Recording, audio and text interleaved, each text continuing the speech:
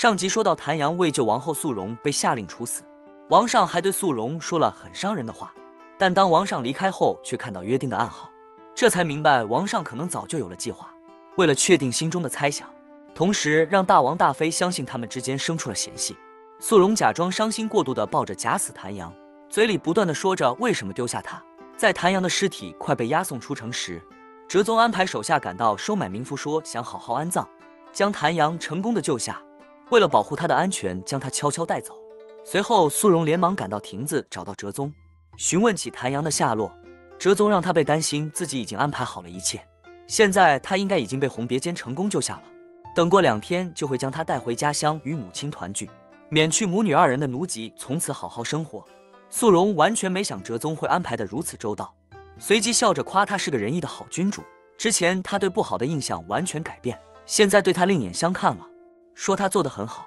而后他决定要用自己的方式解决宫中对他的一切威胁，那最好的防守就是进攻。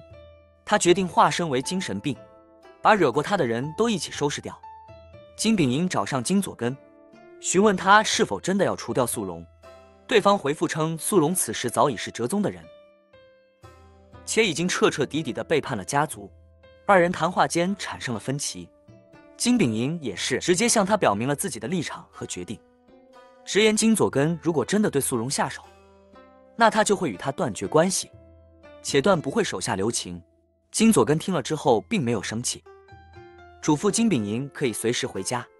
虽然金炳银是自己的养子，但金佐根早已经把他当成了亲生儿子。素容在寝殿猜测着，在殿中藏下金氏账簿的人究竟是谁。嫌疑最大的是赵大妃和赵华珍，若单从动机来讲，应该可以锁定赵华珍，可若是论时间轨迹来看，赵大妃也是极有嫌疑。新的问题出现了，账簿又是如何落入赵大妃的手中呢？账簿里的内容又是什么呢？这桩桩件件都令他百思不得其解。金炳银宴请金家和赵家在朝中的大臣们，跟他们分析了目前朝中的局势。他认为哲宗亲政之后，2家人就不能再争斗了，如果其中一家没落了，另一家也不会有好果子吃。所以金炳银提议金家和赵家休战结盟，为了表示诚意，他将会提出大赦令，这样2家都可以召回以前被罢免官职的人。2家人听金炳银说的也确实很有道理，而且金炳银提出的条件也很难拒绝，所以金家和赵家同意结盟。金问根一早赶到宫里，素容在金问根口中得知，那本账簿上记载着安松金门的贪腐情况，并且在账簿丢失的前1天，赵华珍曾经进过国。张家素容一听就明白了，如此一来，他终于推测出了事情的来龙去脉。大王大妃之所以要毒死他，是因为他在自己的寝殿搜出了账本，以为自己叛变了，而赵华珍在偷到账本之后，把他交给了赵大妃，2人合谋要陷害他。素容发誓要自己查明真相，他穿上盛装，一改往日的温顺有礼，他要以川普拉达恶魔的姿态开始华丽的复仇了。素容像一个斗士一样出征了，他首先来找大王大妃决斗。他除了给大王大妃做御膳之外，还特意做了一碗冷饮。大王大妃看着眼前那碗似曾相识款式的冷饮，愣是没敢喝。素容知道大王大妃心里在想什么，端起碗一饮而尽，还顺带着把冰泉给吃了。他告诉大王大妃，以后一定要更加注意自己的日常饭菜和化妆品，因为那些都是他负责的。他还嘱咐大王大妃，要是想健健康康的活着，就少吃少用。而后他又来找赵大妃决斗，让他没事别总往王后的寝殿跑，下次一定记得长点心，要是再落下点东西在王后的寝殿，他就把赵大妃儿子唯一的画像给烧了。还警告赵大妃，要是再敢动自己一根头发，就休想再见到他儿子了。最后他找到了赵华珍，素容拆穿他伪善的真面目，指责他一直把自己当成是受害者，可却一直没发现他现在正一步一步地逐渐变成了一个面目全非的怪物。素容对赵华珍步步紧逼，他踉踉跄跄退到湖边，赵华珍一脚踩空，眼看就要掉下去，素容二话没说就拉住他。赵华珍自尊心被击垮，他想顺势投湖，素荣眼疾手快，把他给拉了回来。素荣嘲讽赵华珍说他跳湖那晚，赵华珍也是有机会救他的，可是赵华珍却没救，现在他却救了赵华珍，这足以说明他比赵华珍优秀。哲宗召开御前会议，得知金佐根已经引咎辞职，他很开心。哲宗当场宣布追封他爹为纯祖，还宣布为了加快制度改革，收归政权整治，立志造福百姓，准备新设立一个名叫三正西整厅的衙门。大臣们也不甘示弱，向哲宗禀报贝边司已经紧急任命金炳营为新的兵曹判书了。贝边司是总领中央和地方军务的官厅，为正一品衙门，别称备局筹司。即便哲宗是国王，也不敢轻易与贝边司发生摩擦。哲宗也只好作罢，同意了金炳营的任命。退朝后，哲宗与永平君洪别坚讨论朝事，知道金炳营用大赦令促成了金家与赵家的联盟，若此时不理会大赦令，也许会成为大臣们叛乱的起因。所以现在最重要的就是重新布局肃容，约哲宗在凉亭见面。如今他已经霍金氏族人翻脸了，为了不孤军奋战，他开门见山提出要和哲宗结盟，两个人一拍即合。肃容准备以茶代酒，要跟哲宗歃血为盟，可是又觉得有点太血腥了，于是换了种方式和哲宗喝了交杯酒。哲宗见自己的爱妃这么爷们，也不再扭捏，架着肃容的胳膊把茶给喝了。就此两人算是正式结盟了，并且解开了彼此的心结。肃容临走随口说了一句笑着活下去，哲宗猛然想起那是小时候把他从枯井中救出来的女孩说过的话。肃容终于找到了青瓦台坏人甲的祖先坏人韩，为了不让坏人甲出生，他把坏人韩抓进宫里当了公公。金炳麟得知王后差点被害之后，就一直忙着调查真相和对付金佐根。如今金佐根辞官，他顺理成章成了金家的领头人。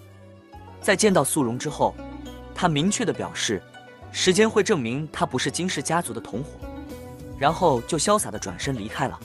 此时肃容心里也拿不准，金炳宁到底是敌是友了。金炳宁来见大王大妃，大王大妃正为饭菜不可口怄气。金炳宁知道他喜欢吃肃容做的菜，大王大妃却死不认账。金炳宁还向他汇报了一件重要的事，偷走账本的人是赵华珍，肃容从来没有欺骗他，赵华珍说的全是假话。哲宗找到赵华珍，告诉他水井里的尸体不是5月，而是赵大妃为了让他对付王后用的计谋。赵华珍得知这个消息，一点也高兴不起来，他觉得那具尸体必须是5月。肃容现在越看哲宗越顺眼，大半夜的给他做了一碗拉面，还问他要不要吃碗拉面再走。这里必须要科普一下，韩国女人这么说，就是让你留下来的意思。肃容随便拿了一本书电锅，哲宗一看立马就急了。肃容赶紧把书拿起来，一边擦一边埋怨自己不该用这么珍贵的书电锅。哲宗听了觉得很奇怪，问他为什么觉得这本普通的儿童期刊珍贵，追问肃容当年在井下救自己的人是不是他。哲宗越发怀疑，当年在井底救下自己性命的并非赵华珍，而是如今的王后肃容。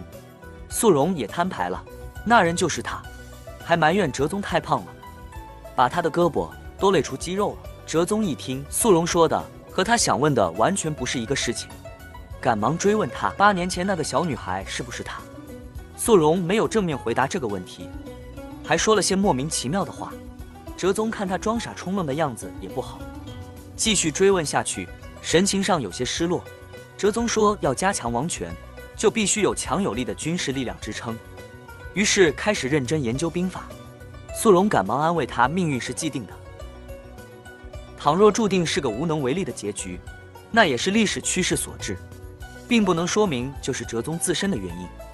哲宗随后向他讲述了自己一直以来频频做着的噩梦，他决定要与自己的命运做抗争。肃容看他努力的样子，突然生出一种强烈的欲望，想为这个明摆着要输的男人赌上自己的一切。他打算传授给哲宗未来的知识。哲宗一点也不相信苏荣的话，觉得他又要开始胡说八道了。苏荣也不多解释，让哲宗就当他是在说梦话。听着玩就行。他将来自200年后的未来朝鲜的状况告诉了哲宗。未来的这个国家不再被称之为朝鲜，而是大韩民国。没有贵族，但是还有阶级。国君都是由平民选举产生，只要年满18周岁的国民就可以投票。哲宗听起来津津有味，毕竟那是令他闻所未闻、见所未见的所在。不知不觉中，两人就聊了一整夜，直到凌晨才双双趴在桌子上睡去。素荣先醒了过来，看着还在熟睡的哲宗，心里合计着，如果他成功了，200年后的历史也许会跟着改变。历史改变的话，可能就不会有日本殖民统治时期，像青瓦台坏人甲这种击毙现象也会消失。素荣不能接受他已经喜欢上哲宗的想法，只能一遍遍地告诉自己，救哲宗不是为了他，这只是为了救自己。哲宗感觉有人在注视着他，睁开眼睛，刚想与素荣唇枪舌剑一番，崔尚宫就着急火燎地跑进寝殿，禀报国丈晕倒了。素荣赶忙出宫探望。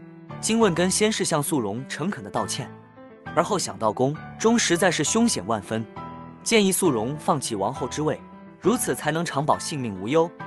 随后他将金素荣母亲的遗言告诉了他，希望女儿可以无忧无虑的快乐生活，否则都不知道死后该怎么面对他娘。素荣不禁为之动容，答应他以后会按照爹娘的愿望去生活。不过眼下他还有事情要做，对于曾经伤害过自己的敌人，他定会加倍奉还。素荣希望他把家里的财产分发给百姓，然后把所有账本都交出来。金问根也想开了，什么事情都比不过女儿的安全快乐。于是他按照素荣的建议，把家里的粮食和金银财宝全部分发给穷苦百姓。金问根散尽家财挽回名声，并重新写了金氏族人的敛财账本，呈给哲宗。哲宗看账本写得这么详细，不禁感叹，国丈对于财务的记忆力实在是太惊人了。素荣希望哲宗能对金问根宽大处理，可哲宗认为金问根是一切腐败源头的核心人物，只凭账本不足以抵消罪责，但他同时又是王后唯一的亲人，实在不忍心杀了他，所以他建议素荣争取让金问根一起协助搜集犯罪证据，以此将功补过。哲宗承诺会保证他的安全。御前会议上，素荣想听听哲宗和大臣们在朝堂上都说些什么，于是假扮成小绿人在一旁偷听。等他看到现场直播的时候，才知道哲宗虽然亲政了，可是要按照哲宗的愿望推行政策，实在是太难了。基本上他说一条政策，大臣们就反对一条。会议结束后，素荣决定敲打那些带头不听话的大臣们。他将在御前会议上带头阻拦哲宗的几位本家大臣，约到御花园喝茶，义正言辞地对他们进行警告。如果不想看到金家被灭门的话，以后就不要再对哲宗进行干扰。大臣指责素荣也是金家人，不应该这么帮衬着一个外人。素荣一听就不开心了，当众宣布他要改姓张，从今以后他就叫张素荣。他让大臣们听好了，以后不许反对哲宗的提议，不许结党营私，不许逛青楼，前几条都还能接受。大臣们一听说不许逛青楼，也不知道素荣是啥意思，赶忙问素荣为什么不许逛青楼。素荣解释，因为他去不了青楼，自己不能去，别人也别想去，就是这么简单，爱咋咋地。此时素荣已经彻底站在了金家的对立面。金佐根这个人又是一个早早晚晚都要面对的人，为了体现自己对金佐根的重视程度，素荣决定给他来个下马威。他特意吩咐人打造了一柄剑，送给金佐根，告诉他剑刃上刻着他一生的功绩。金佐根拔出剑，才发现剑身早被砍断。素荣提醒他，就像这把剑一样长不了。金佐根心里明白，素荣这是在变相的嘲讽他。素荣表示，他现在已经做好了一切准备，让他擦亮眼睛，老老实实的好好看戏。说完就走着六亲不认的步伐离开了。金佐根一句话也没说，拎着残剑，忽然觉得素荣还挺幽默。自从哲宗听完素荣讲的故事之后，就上瘾了，现在每晚都等着他来给自己讲故事。这天晚上，素荣要给哲宗讲的故事是君主立宪制。跟他说这个制度实施之后，君王就只是象征性的存在了。这样做的好处是可以防止出现昏君或暴君，把权力交给人民，让人民过上好日子。金佐根派来的刺客一直扮成小绿人在店门口守着，他把两人谈话的内容记录下来，赶回去向金佐根禀报。赵华珍越想越不安，他不甘心就此认输，连夜来找哲宗解释。他不顾守在门口的上山阻拦，径直闯进店去，却看到哲宗和素荣两人趴在桌子上，睡得正香，心里酸溜溜的。隔天，哲宗把素荣带到秘密基地，一起探讨制造新武器的事情。可红别间却不相信，一个女流之辈能有什么独到的见解，言语中带着几分轻视。素荣也不生气，只说他有一种特别的训练兵士的方法，要让红别间试试。结果红别间差点让素荣用训练特种兵的方法给累晕过去。赵华珍精心打扮了一番，再次来找哲宗。赵华珍承认当年救哲宗的不是他，他本以为哲宗会当场翻脸，却没想到哲宗早就知道他是个冒牌货了，只是一直没拆穿。看到如此淡定的哲宗，干脆又承认了他在金问敦家的枯井里找到账本，交给赵大飞，还故意栽赃陷害素荣的事情也说了出来。赵华珍承认他嫉妒素荣才做这一切，都是因为他太在乎哲宗了。哲宗听了之后虽然惊讶，却也没责怪他，反而自责自己没照顾好赵华珍，让他变坏了。赵华珍把事情都说出来之后，心里舒服多了。他开始反省，是自己阻碍了一段本就不属于他的姻缘，这才有今天的结果。赵华珍打算从现在开始要寻找自我了。哲宗把那本珍藏多年的儿童期刊重新写上了金素荣的名字，还给了他。素荣看这架势也瞒不住了，也向哲宗摊牌了，她就是当年救哲宗的小女孩。哲宗发誓以后再也不会错过素荣了。得到素荣和金问根的帮助，哲宗开始了他的计划。他先抓了左义正，然后再安排自己的亲信到左义正的职位上。哲宗的手段让金氏族人感到害怕，纷纷来找金炳银商量对策。金炳银对众人说，为了保全金家的实力，防止哲宗找到对他们不利的证据，让他们各自处理掉安全隐患。如果有人办事不力被抓了，就自己承担所有后果。素荣制作的梨花酒终于可以喝了，正准备开怀畅饮时，却反胃了。素荣只以为是因为没吃早饭的正常反应，也没当回事。哲宗把素荣所有讲到的练兵方法都整理成册，拿给素荣看。俩人一边看书一边唠家常，唠着唠着，素荣又反胃了。哲宗见状，立马找来了御医。御医号脉竟然是喜脉，素荣当场就愣在原地。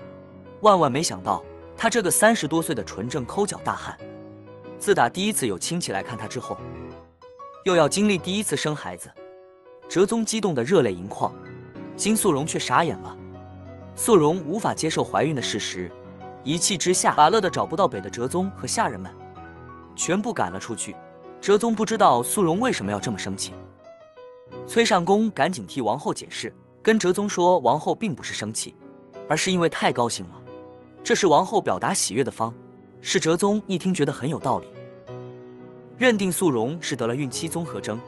而后素荣独自陷入了极度恐慌之中，毕竟现在已经不只是身份认同的危机了，他甚至一度怀疑自己的人生将会由此终结，实在接受不了自己这个大老爷们要生孩子了。一想到这，他就控制不住的捶胸顿足。金问根自从攒尽家财之后，就无法填补内心的空虚了。想到自己以后无法再用山珍海味饱腹，还与家族断绝了往来，真是越想越心烦。下人突然跑来禀报说王后有喜了。金问根接到这个好消息之后，瞬间大喜过望，一扫满脸的阴霾，乐开了花。哲宗一直都在为王后的异常反应感到疑惑，上善提醒他，与其在这里胡思乱想，倒不如想办法博得王后的欢心。哲宗闻言认为很是有理，于是向上善讨教哄女人的方法。话刚说出口，就察觉不妥，跟太监谈论女人属实有点不尊重人。哲宗又找红别间和金焕请教讨好素荣的办法，两人给哲宗出了一堆馊主意，哲宗觉得都不靠谱，心下顿时了然，开始懊恼自己居然妄图在其他人那里寻求讨得素容欢心的方法。明明最了解那个女人的是自己才对。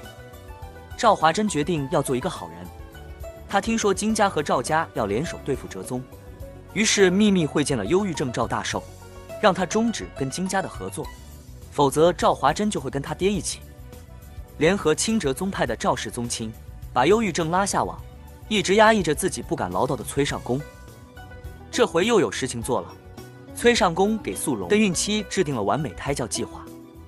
他嘱咐素容躺着的时候不可以侧卧，不可以枕着胳膊，平时不能大笑，不能受惊，不能害怕，不能哭，不能话痨，不能吃垃圾食品。素容忍无可忍，冲着崔尚宫和红莲大呼小叫，训斥崔尚宫的先让他活着，才能继续进行胎教，而且胎教也不是一个人的事，让崔尚宫把哲宗也找过来，跟他一起听课。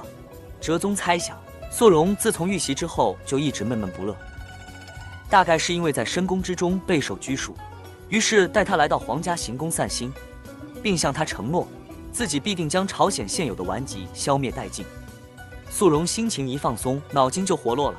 他忽然想到，自己这个孩子以后是要继承大统的，而到那个时候，他就成了大王大妃，成为国家真正的掌权者。哲宗不知道素容又想到了什么，就看他自己给那手舞足蹈的蹦跶，还大声地喊着要让孩子看看母后为他打下的江山。紧接着就着急火燎地回宫，要开始真正的胎教。从那天开始，素容精神焕发，每天记录孕期日记，把对孩子的期望全部写了进去。赵大妃让宫女散步，素容和哲宗根本没有同房的谣言立刻传得沸沸扬扬。大家都认定金素容怀的不是哲宗的孩子。素容为了终止谣言，故意在大庭广众之下和哲宗亲热，宫女和太监们吓得赶忙背过脸不敢看。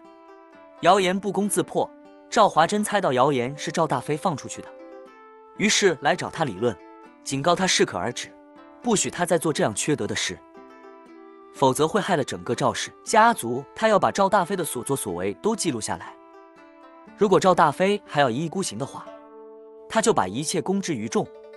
赵大妃被气得咬牙切齿。赵华珍找到素容，他说当年进宫是为了帮助哲宗，却因为私心差点害了哲宗。如今有素容在一旁帮忙，自己已经成了可有可无的人，于是将他自己一直珍藏的弓箭交给了素容，提醒他如果想与哲宗一起并肩战斗，一定要加紧练习剑术，让自己变得更强，才能保护自己，也可以保护哲宗。接着赵华珍又找到哲宗，跟他说自己不适合待在宫里，请求哲宗废除了他，准与自己出宫。哲宗舍不得，想让他留下来，可是赵华珍去意已决。哲宗见实在留不住他，只好在御前会议的时候宣布肥妃把赵华珍送出了宫。赵大妃夜里来到通明殿拜见大王大妃，将自己编造的谣言亲自告知于他，直言素容腹中胎儿并非王孙，而是素容与金炳银的孩子。大王大妃把金炳银叫来问责，让他把金素容除掉，否则就去找别人执行。大王大妃以此威胁金炳银，金炳银无奈之下只得答应大王大妃，帮助他夺回垂帘听政之权。金炳银找到哲宗，威胁他说在金素容小时候的儿童期刊里找到了哲宗写的有关东学党的暗号，现在东学党闹得挺邪乎，如果让大臣们知道国王和王后都是改革派，必然会产生危机，而大肆捕杀东学党的人，到时候遭殃的还是老百姓。现在宫里还流传着王后不检点的谣言，大臣们必然会用东学党做借口除掉王后。如果哲宗想要救王后和黎民百姓，就要亲自平定东学党的骚乱，撇清和他们的关系，彻底封住大臣们的嘴之后，谣言自会不攻自破，直至慢慢消失。哲宗知道这是大王大妃的计谋，却没想到办法破局，他不得不御驾亲征，这是拯救素容和他腹中孩子的唯一方法。哲宗让大王大妃暂时替他打理朝政，并把王后和腹中的孩子托付给他照顾。大王大妃得到了想要的东西，自然不会再为难王后，随即便答应了下来。得了大王大妃的保证，哲宗再无牵挂，换上战袍，点骑兵马，毅然踏上了前去平乱的征程。看到这呢，喵有点不淡定了。朝鲜虽然是个小国，再怎么说好歹也是个国家吧。这国王御驾亲征去平息叛乱，就跟小孩过家家似的，竟然只带了4个士兵。也许这4个人是传说中的兵王。结果4个兵王走到半路还叛变了，他们遵照金炳营的差遣，在行军途中对哲宗拔刀相向。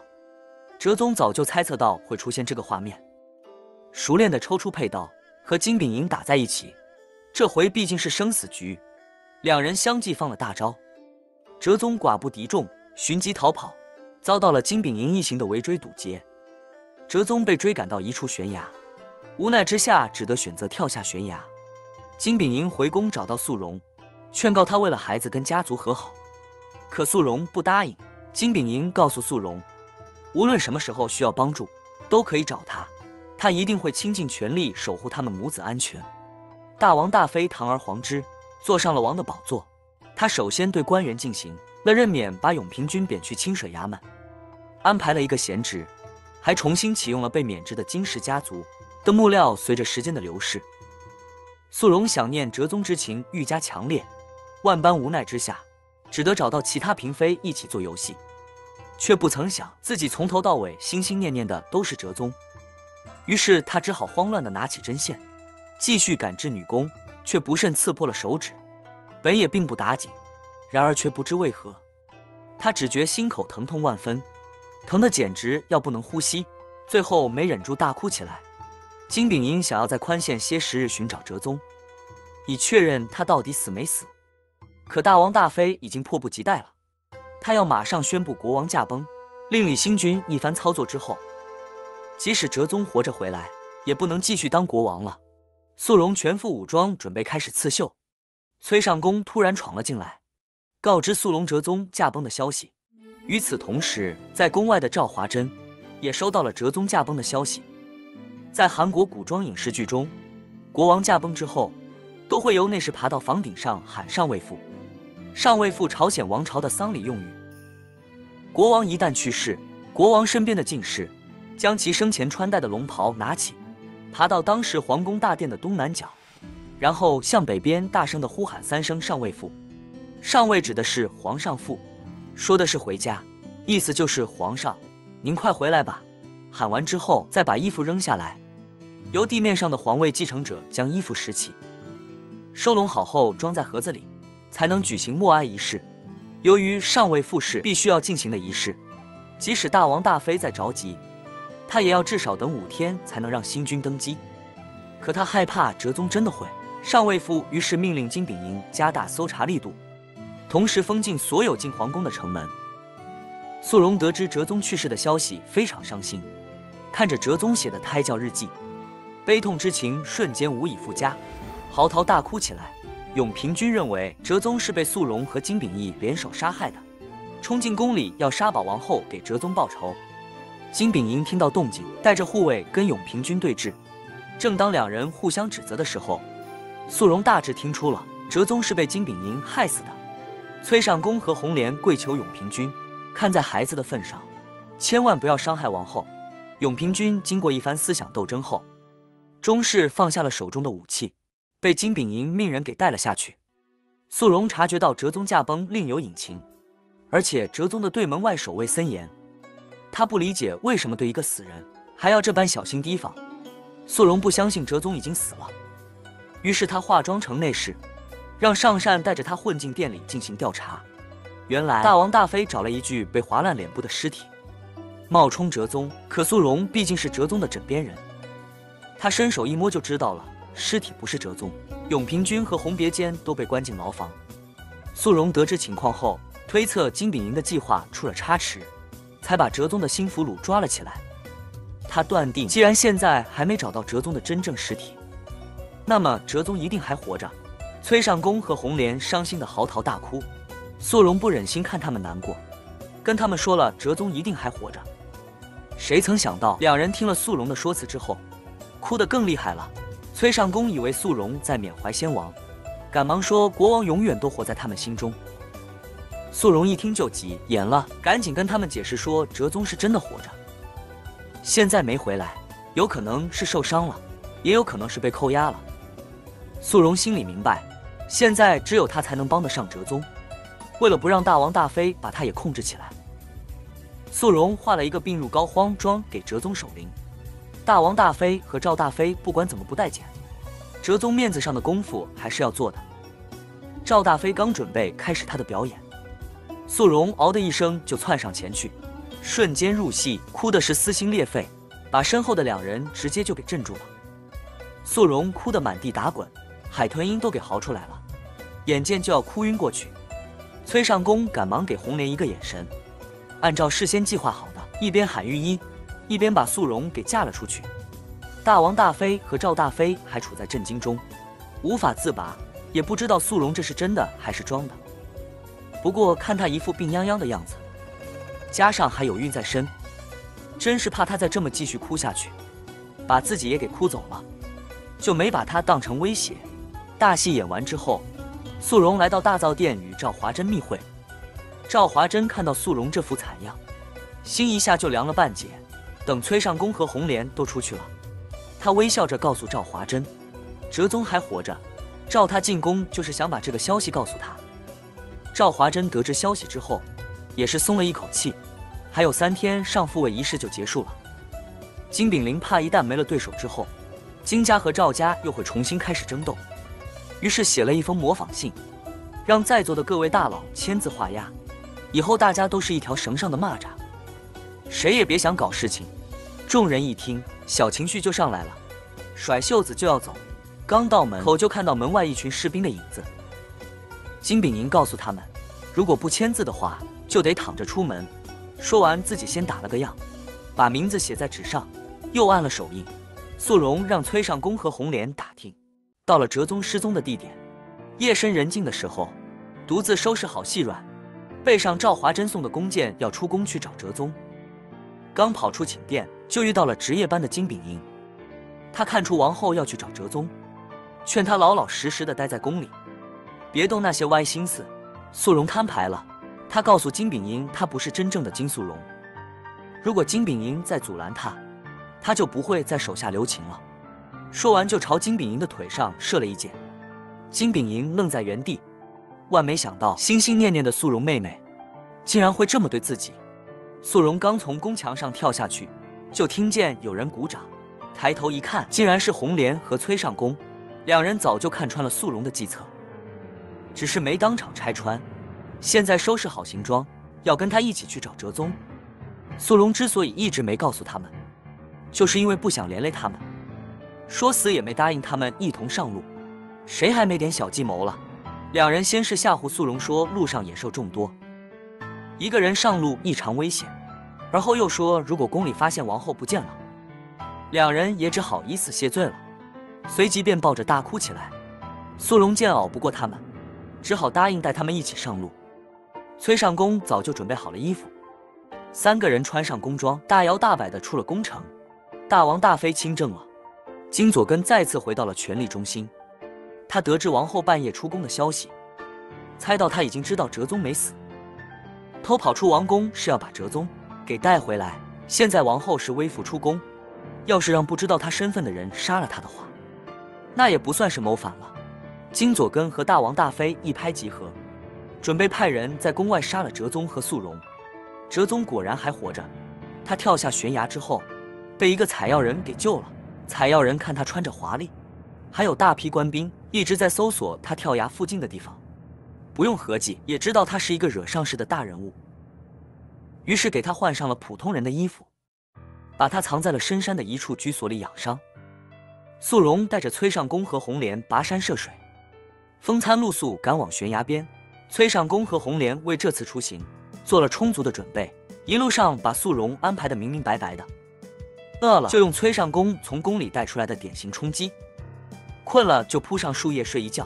眼看就要到悬崖边，忽然看见金佐根派的人来抓他们了。崔尚宫和红莲分头引开了追杀他们的官兵。素荣手持着弓箭躲在石头的后面，就感觉后背凉飕飕的，回头一看，金炳银正站在高处看着他。素荣二话不说，撒腿就跑，一路逃到了悬崖边。金炳银上前扼住素荣的脖颈，并且恶狠狠地逼问他究竟是谁，他又对原本的金素荣做了什么。素荣不敢隐瞒，言明自己是那次坠湖之后，就莫名其妙穿越至此，后来拥有了金素荣所有的记忆，并且自己对金素荣现在何处一无所知。金炳银闻言更加愤恨，虽然觉得匪夷所思，可眼前这人确实跟以前的素荣小妹有区别，这让他不得不信。虽然知道眼前的素荣非比素荣，可还是不忍心除掉他。金炳银得知他体内还拥有着属于金素荣的记忆，认为真正的金素荣还在他的体内。于是当金佐根的追兵赶到时，他挡在了素荣的前面，让他和金素荣一起活下去。金炳银打退了追兵，拉着素荣一口气跑进密林。就在两人狂奔之时，金佐根手下的八脸蒙面人拦住了二人的去路，与金炳银再次展开一场恶战。本来两人的功夫不相上下，缠斗过程中，八脸蒙面人开始玩套路，刀刀往素荣身上招呼。在金炳银奋力护住素荣的时候，被刺客趁机扎了一刀。金炳银拼尽全力击退刺客，拉起素荣就开跑。他知道自己伤重，跑不了多远，甩开刺客一段距离之后，把大臣们签字画押谋反的书信交给了素荣，并告诉他在10个数之内别回头，能跑多远就跑多远。自己则拼命拦住刺客，想给素荣争取更多逃跑的时间。素荣拼命跑了10秒钟，等他停下来回头时，正看到金炳银战死。素荣想回去救金炳银，可此时金佐恩的追兵也赶到了，想到金炳银在危机关头用生命保护了自己的周全，不能让他这么白白牺牲，只好强忍悲痛往树林深处逃去。叛军和八脸蒙面人先后追上来，素荣无路可逃，只能躲在一棵大树后面，侥幸躲过追踪。他就这样从白天跑到了晚上，追兵时甩掉了，可是自己也迷路了。此时他想到崔尚宫和红莲生死未卜，金炳银也因为救自己而死在了自己面前。现在素荣虽然握有大臣们谋反的证据，可是只凭自己也什么都做不了。一想到自己身边的人都相继离自己远去，心中更是悲痛万分。就在他万念俱灰之际，有人拿着火把走近他。素荣还以为是追兵到了，索性也就不跑了，直接放弃了抵抗。谁曾想待那人走近一看，竟是久未出现的哲宗。素荣看清来人是哲宗的时候，就感觉是深更半夜看见了朝阳，数九寒冬迎来了春光。单身老头遇见了大娘，买彩票中了头等大奖，立刻就充满了希望。素荣紧绷的神经一放松下来，就再也控制不住的嚎啕大哭起来，一边哭一边说跟他出来的人全死了。哲宗见状赶忙温声宽慰，并告诉他崔尚宫和红脸并没有死。哲宗把素荣带回了营地，崔尚宫和红莲早就等在那里了。3个人都是绝处逢生，见面后就激动的紧密相拥。八脸蒙面人回去向金佐根交差，并向他交代今日与东匪交手之时，看见了哲宗与东匪一起。金佐根闻言极为震惊。深夜，赵华珍在城内墙上四处张贴王没有死的告示，并且言明这一切都是安松金门的阴谋，以此阻止改立王上。隔天，哲宗带素荣参观了营地，他们现在是在东学党的一处秘密据点。如今这里的头目正是小宫女谭阳的父亲。当初哲宗在王宫时就有意培养东学党的势力，如今东学党的武装都用上了素荣的练兵方法。二人还说起谭阳救了素荣，而他的父亲又救了哲宗。正因哲宗当初没有放弃自己的百姓，现在他也是得到了百姓的救助。素荣把大臣们谋反的书信交给了哲宗，哲宗看到书信后眼前一亮，现在只要想办法回到宫里，就能把大臣们都一窝端了。可如今宫城内外全被金佐根控制着，想要顺利进宫还需从长计议。素荣建议哲宗把全国的东学党人都凑到一起，去攻打皇宫。可一听只有1000多人，人数还没有今年新募集的新兵多，只好另做打算。几个人正商量对策呢，就听见有人在帐外吵吵。素荣一下子就听出来，这是御厨万福的声音。原来万福在宫里听到赵华珍散布的传言，知道大王大妃为了掌管朝政，谋害哲宗和肃容的事情，他不想再继续待在这样乌烟瘴气的宫里了。同时自己也想为这些熟人做点什么，于是决定大点干，早点把坏人全干倒。听说这里集聚了对朝廷不满的人，就自己找来了。没想到在这里遇到了哲宗和肃容，还有他朝思暮想的崔尚宫。几人回到帐中继续商量回宫的事情。肃容想到可以躲在运送食物的车里进宫。万福很熟悉每天往宫里运菜的车，他知道御膳房的太监每次都要偷摸的夹带一些贡品运出宫外卖前，他的那辆有夹层的小推车正好派上用场。计划妥当，一行人踏上了回宫的路。肃容在路过曾经逃命的地方时，特意去埋葬了被冻僵的金炳英，并亲手安葬了他。在坟前，他向金炳英道谢，也向他道歉，希望他来生一定要幸福快乐的活着。距离上位复议事结束只剩下1天时间了。当初被哲宗遣散出宫的侍卫们，假扮成送菜的民夫，把躲在车子夹层里的哲宗和肃容送进宫去。金佐根知道哲宗没死，为了防止他在兴王的登基大典上突然出现，特意准备了一把火枪交给八脸蒙面人，吩咐他只要哲宗出现，必须第一时间开枪射杀。运菜车有御膳房总管太监的关照，一路畅通无阻地进了宫。就在他们快要到仓库的时候，突然被路过的金佐根叫住了。他好像知道车里面有夹层一样，掀开盖板就一剑刺了下去。金佐根拦住运菜车，举起宝剑在里面乱扎一通。而哲宗和肃容进宫之前，就换了另一辆手推车，被侍卫们安全地送到了目的地。两人到寝宫换了衣服之后，正式开始行动，直奔要举行登基大典的仁政殿。半路上遇到金佐根手下的侍卫阻拦，哲宗就跟开了挂一样，3两下就把侍卫们都放倒了。刚收拾完侍卫，此时即位大便的钟声提前响起，哲宗才突然意识到，大王大妃和金佐根将即位大典的时辰给提前了。哲宗心里盘算着，万一典礼完成，他就没办法复位了。肃容却是一副胸有成竹的样子，原来他早就预防着金佐根的这一招。在出宫找哲宗之前，让族弟金焕把传国玉玺给偷走了。新国王没有传国玉玺，登基大典就不算完成，对他们来说就还有机会。金焕偷了传国玉玺却没地方藏，自己也实在是拿不定主意，于是借着探监的机会，把传国玉玺给了红别监。他本以为红别监会偷偷的保管着，不让人发现，却没想到他将传国玉玺给拿了出来，还在狱卒面前炫耀一番。哲宗在宫里大杀四方的时候，万福和崔尚宫带着东学党的一群人也杀进了城。兵曹判书金昌协收到消息后，急忙抽调所有士兵去平叛。安排妥当后，他急忙赶回宫里，把事情禀报给了金佐根。金佐根这样的老狐狸一听，立马就明白了，直接就想到这是哲宗的。声东击西之际，命令金昌协赶紧把侍卫再调回宫里。哲宗与肃容来到即位大典仪式的殿外，看见宫中空无一人，只当是因为与宫外同伴的默契配合，产生了好的结果。二人携手并进。就在这时，肃容发现了在宫墙上蛰伏的八脸蒙面人，他正在拿着火枪瞄准哲宗。情急之下，肃容毫不犹豫地挡在了哲宗身前。枪声响起的那一刹那，同时也惊动了大殿里的大王大妃等人。肃容中枪倒地，哲宗将肃容轻轻地搂在怀里，再也顾不上前去阻止。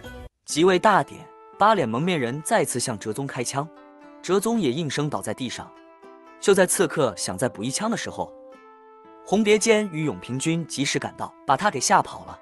肃容不知道哲宗是死是活，他挣扎着想要拉住哲宗的手，却突然感到腹部传来一阵剧痛，于是意识到自己可能到了该回到未来世界的时间。他有些不甘心，可他又没办法阻止。一片电光火石闪过，张凤焕在未来世界醒了过来。曾经连做梦都想要回来的他，现在真的回来了，却一点也高兴不起来。他想知道哲宗到底怎么样了。甩开看管他的警察，一路跑到了书店去查看了朝鲜王朝实录。翻开书一看，哲宗的庙号竟然变成了哲祖。书中记载，哲宗和金素荣在去阻止登基大典的路上，被刺客开枪袭击。由于两人都穿了防弹衣，所以只是受了点轻伤。金佐根突然出现，拎起剑刺向哲宗。金素荣情急之下拿下凤钗，刺伤了金佐根的膝盖。随后，哲宗与金佐根陷入了一场恶战，最终哲宗成功的制服了金佐根。金佐根本以为自己必死无疑，哲宗却不想杀他，告诉他会把他的余生都安排得明明白白的。洪别坚和永平君收拾了刺客之后，赶回殿前广场，把传国玉玺交给了哲宗。金素荣腹痛难忍，不能跟哲宗一起进殿。哲宗安排洪别坚保护好王后，迈着必胜的步伐向大殿走去。大殿里，大王大妃非常不甘心，他被气得大呼小叫。此时，哲宗突然推门而入，大臣一看是哲宗来了，心里也明白大事，一句被吓得抽了过去。金佐根找的傀儡王也被哲宗的气场吓得哆嗦成了一团。哲宗只对他说了一句下来，麻溜的就从龙椅上下来，站到了旁边。哲宗见自己已经可以稳操胜券了，这才松了一口气。处理完这些紧要的事情，哲宗又着急火燎地赶到肃隆景殿。太医禀报说，金素荣现在情况非常危机，虽然当时有防弹衣护身，却因为子弹冲击力太大而动了胎气。目前大人和孩子都有危险，可现在所有的治疗手段都试过了，能否挺过这道坎，就看他们母子的造化了。哲宗看金素荣疼得死去活来，自己却什么忙也帮不上，只能按照崔尚宫的要求暂时出去等消息。哲宗就一直站在素荣寝殿门口，站了半宿，又在床边守了半宿，直到隔天早上素荣醒过来，御医一路给素荣做了全套检查，禀报说王后脉象平稳，孩子和大人都平安无事了。哲宗这才放松下来，拉住金素荣的手大哭起来。大王大妃被打入西宫，金素荣在此之前与他见面，向他宣告大王大妃的时代已然过去。金素荣也保留着张凤焕的记忆，开心激动的时候也会说口头禅庆祝一下。永平君也带着诏书来到赵氏大妃处，将他以混乱国政之罪也打入到西宫，两人终生不得踏出殿门一步。后宫安排完事，哲宗又开始整顿朝廷。他把在谋反书上签字画押的大臣们给一锅端了，革了犯官的官职，安排人抄了他们的家，每个犯官都被杖刑摆下，还把他们流放到济州岛当官奴。哲宗网开一面，没有连坐犯官的家眷。如今整个朝廷都已步入正轨，哲宗决心从今以后要团结凝聚百姓的力量，听从张凤焕的建议，还政于民，让每个人都有投票的权利，选出百姓拥戴的国王，这样可以避免再出现腐败的势力。张凤焕在朝鲜王朝实录上看到了历史上哲宗的美好结局，于是高兴的喜极而泣。此时警察追到书店叫住了他，向他解释他不是嫌疑人，而是被贴身保护的举报人。张凤焕这才想起来历史改变了，是他举报的青瓦台坏人甲的腐败问题，这才被坏人甲和手下把他从楼上推了下去，导致他在床上躺了好几个月，差点摔成了植物人。张凤焕好奇，到底整个世界改变了，还是只有他和哲宗改变了？赶紧又上网查了一下哲宗，网络上的资料显示，哲宗堪称圣帝，他在位期间进行了多种改革，奠定了朝鲜民主主义的基础。金素荣又变回了那个温文尔雅的大家闺秀了，说话也开始不用评语了。哲宗不知道张凤焕已经走了，还以为是王后在帮自己解决完朝廷中的烂摊子后而功成身退，以后准备安心待在后宫相夫教子了，而对自己用敬语，也以为是王后人格升华了，变得识大体了，毕竟已经为人母了。真是越看素荣越喜欢，两人深情相拥。如今天下太平，金素荣和哲宗也算是功德圆满。虽然兜兜转转，但是却有一个完美的结局。哲仁王后到这里就全部结束了。